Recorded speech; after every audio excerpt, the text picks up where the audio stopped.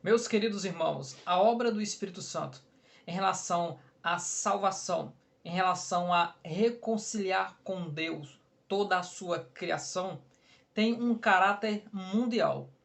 É da vontade de Deus, por causa do seu amor e da ação deste amor, que foi o sacrifício de Cristo na cruz do Calvário, salvar todas as pessoas, limpá-las dos seus pecados e reconciliá-las com Deus. Ao presente momento, este caráter mundial não foi entendido por uma nação específica, que seria a testemunha do Deus Yahvé para todo mundo. Mas, conforme a obra do Espírito Santo foi sendo revelada de forma progressiva, nós hoje podemos compreender qual o caráter da igreja e a ação do Espírito Santo para salvar toda criatura. Por isso que quando nós compreendemos a missão da igreja, nós também podemos compreender o quanto Deus ama a sua criação. Por isso que neste vídeo nós traremos Atos capítulo 1 e versículo 8 e como nós podemos compreender a missão através deste texto. De onde vem a capacitação e o poder? Quando nós recebemos a capacitação do Espírito, como nós devemos nos portar, está em Atos capítulo 1 e versículo 8. E o caráter simultâneo da obra de Deus. Então fica conosco até o final para nós compreendermos em Atos 1:8 a missão da igreja. Segundo Lucas 2:38, os judeus já tinham em mente a espera da redenção em Jerusalém. Jerusalém é o centro da libertação da nação de Israel. Aqueles de Israel que não têm a iluminação do Espírito para compreender que Deus busca salvar os estrangeiros, compreende apenas esse primeiro estágio dessa salvação e dessa libertação.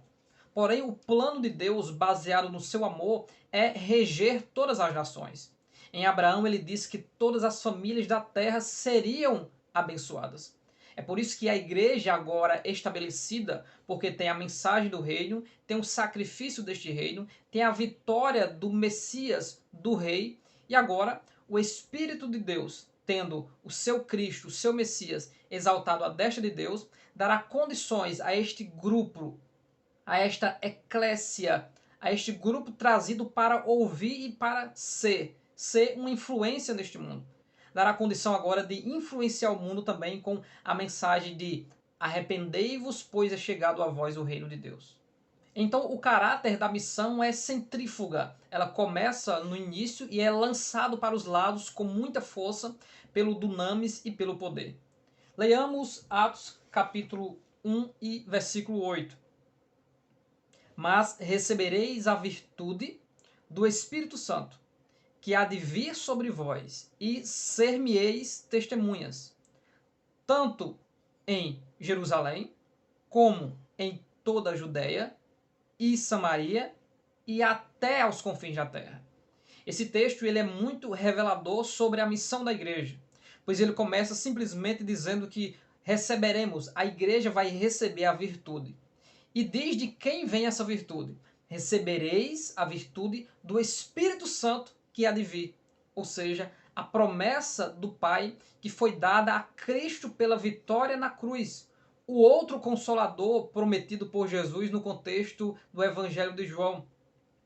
Aquele a quem o Cristo enviaria para não deixar os seus discípulos órfãos e nem entristecidos, por mais que fiquem entristecidos por um período de tempo, enquanto Cristo sobe até esperar a promessa descer novamente.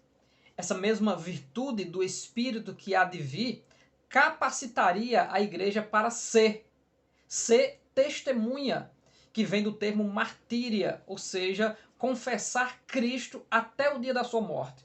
Ter ousadia para pregar este acontecimento, que ele foi morto na cruz, mas ressurgiu dos mortos, está sentado à direita de Deus. Como disse Pedro, Deus o fez Senhor e Cristo. Então a primeira coisa que precisamos compreender sobre a missão é que ela é uma obra do Espírito Santo sobre o seu povo, sobre a igreja. O Espírito Santo é aquele que é colocado do lado dos eleitos para ajudar no ministério, para ajudar no serviço. O Espírito Santo tem o seu caráter também consolador e seu caráter dentro da linguagem do direito como o advogado. Então o Espírito Santo é aquele que ajuda os crentes nas suas fraquezas, os purificando de todo o pecado, os convencendo, os limpando, os ensinando, os instruindo, capacitando, dando autoridade sobrenatural, força e ânimo para perseverar mesmo em meio às perseguições, tendo agora o poder de Deus, para que enquanto prega o Cristo ressurreto, também aconteçam os sinais que comprovam a presença de Deus nesta obra da pregação do Evangelho. Veja que o texto diz: e recebereis e ser-me-eis. Então se recebe a virtude do Espírito e a presença do Espírito. Ou seja, o Espírito Santo está sobre a igreja, está agindo em meio à igreja, está entregando à igreja os carismas, os dons, a capacitação para exercer o serviço. Porque ela não é uma obra da mente humana ou da capacitação humana, mas sim de Deus. Então, esse Espírito que veio para estar com a igreja, ele está fazendo com que a igreja seja o quê? A testemunha, falar do amor de Deus para o mundo, influenciar e tocar os estrangeiros e a sociedade em geral para esta grande obra, a obra de reconciliação. Mas como entender o caráter simultâneo da missão da igreja e da obra da igreja? O que é simultâneo? Algo que é simultâneo são eventos que ocorrem coordenados e ao mesmo tempo. A obra de Deus ela tem este caráter. Por mais que algumas denominações não reconheçam todos os 5 ministérios ou dons ministeriais, apóstolo, profeta, evangelista, pastor e mestre, não reconheçam no sentido de consagrações, estes 5 ministérios estão ativos na igreja, porque eles são responsáveis por esta simultaneidade, por esse fundamento firme para capacitar a igreja para ir mais avante, para que a igreja não pare. Cada um dos 5 ministérios tem o seu papel de abrir caminho, estabelecer, fixar, fazer crescer e também dar maturidade à igreja. Cada um desses 5 ministérios estão trabalhando para que a igreja continue avançando e avançando de forma gloriosa. E isso tem um caráter simultâneo.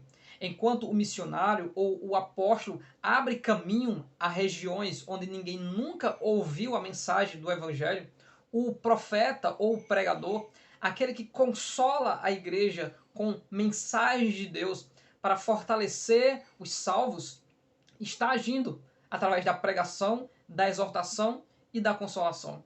Enquanto isso, a obra local está crescendo porque, por mais que o missionário saiu para cumprir a sua missão, que é abrir caminho, o evangelista ele está fazendo com que esta obra ela continue, ela persevere e ela cresça nessa região. Enquanto aquele que cuidará da manutenção da vida espiritual dos crentes é o pastor, que exemplificado por este dedo anelar, é aquele que faz uma aliança com o povo de Deus de cuidar da sua peregrinação até o final.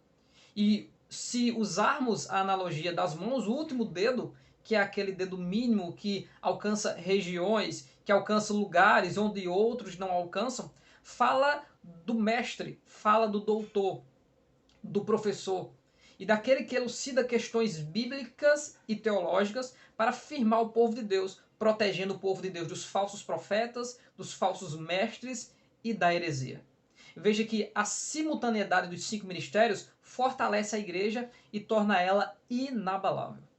E agora, estando presente em Atos capítulo 2, várias nações, que fez com que esse movimento fizesse com que o evangelho fosse conhecido de forma simultânea em vários lugares, trouxe esse avanço glorioso da igreja. Veja que enquanto em Atos 2 ouviram a pregação de Pedro e o movimento centrífuga levou a mensagem bem para longe, começou mais uma vez Pedro e João, até então não entendendo, mas depois compreendendo, depois da morte de Estevão, saíram todos para Samaria, e em Samaria receberam o Espírito. Depois de Samaria, os cristãos estavam estabelecidos em Antioquia, que se tornou a base principal e missionária mais relacionada aos gentios que a igreja teve.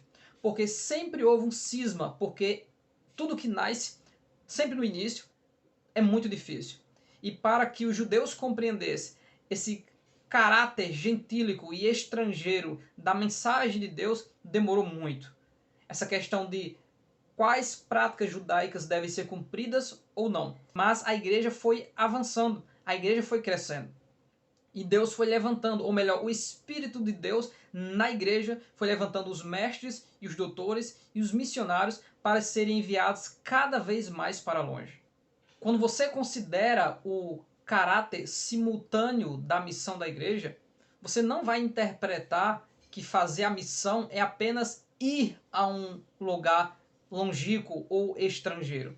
O missionário, ele está de forma simultânea presente em todos os níveis do ministério, em todos os níveis da igreja. O missionário permaneceu em Jerusalém, fortalecendo o povo de Deus para ser enviado. Os missionários abriram base em outros lugares. A igreja estava avançando, confirmando que o Espírito Santo descia sobre pessoas que não eram do povo judeu também, e a igreja estava crescendo.